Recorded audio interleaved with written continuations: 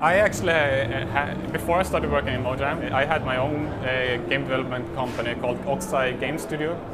And we were working on this game which back then was called Project B, because we hadn't named it yet. When I started working on Mojang, I asked, is it okay if I continue to have my company on the side? And Carl and Marcus, they were fine with that.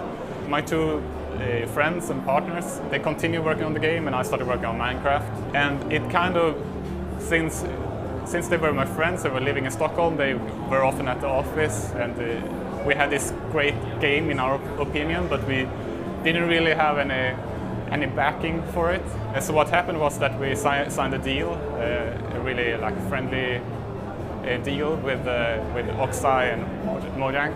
So now Mojang is helping us with, helping Oxai with contacts with Microsoft and helping us with porting to get it on consoles. Why not just absorb it into Mojang if you're already there? I don't think we don't feel that's a benefit for either. It comes down to a lot of politics and such, but we are three co-founders of Oxai, and it kind of would lose its soul somehow. 2 weeks ago, I tried to help with some level design, and obviously Oxai is at the Mojang office now, so we meet almost every day and discuss gameplay things. And so, if people say it's the creators of Minecraft, that means we are getting free publicity because everybody knows Minecraft, so that's a really good thing. But I hope that especially my friend who's known as The Wreck on the internet, is Daniel Brynolf. He's a real genius when it comes to game development. So I hope that in the future people will recognize him for all the work he's done. Okay. Yeah. We say that it's a collaboration, but using the word publishing is easier, I suppose. It's not publishing in the normal sense because Mojang doesn't do any retail publishing, but we are using the account and sales system, the same system Minecraft and Skulls use for Cobalt. So in that sense, Mojang is publishing it. We were supposed to be the first of several. Now that is kind of put on ice. We'll see later, I guess. There is two parts of Cobalt. There's a single-player adventure mode or a campaign.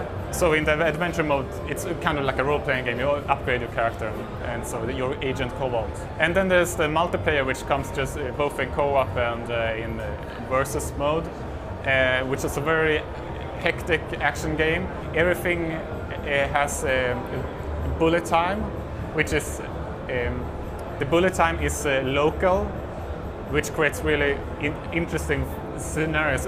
A bullet time is created when a character is close to something dangerous, but it's like a bubble of bullet time, so people still run around in their own pace outside of it. Yeah, it's not really easy to explain, but it's really fun to play. And we have a couple of game modes, and we have something called Capture the Plug, which is like Capture the Flag. You have a plug thing for an electricity machine. Anyway, and it kind of creates interesting scenarios because you can kind of throw a grenade at someone just to make him get stuck in bullet time, and then you run around him, and so the history of this project was that we tried several years to find a really new, fun, gimmick game to make. But it was difficult to find something fun that was something new at the same time. So we started making this as the idea was just to make a really solid action platformer. And I suppose the inspiration was like Mega Man. It's a combination of many platform games. And the theme and the feeling of the environments is actually more inspired by games, Fallout and movies like the Blade Runner. It's not exclusive, no, but we have a partnership with Microsoft on this. So it's just releasing first on Microsoft, is that the idea? Actually, I'm not sure. Cobalt has a lot of small details everywhere. And all of these things have taken a lot of time to develop. It has only been like it has been mainly one programmer and one artist working on it. So I hope for a second quarter next year.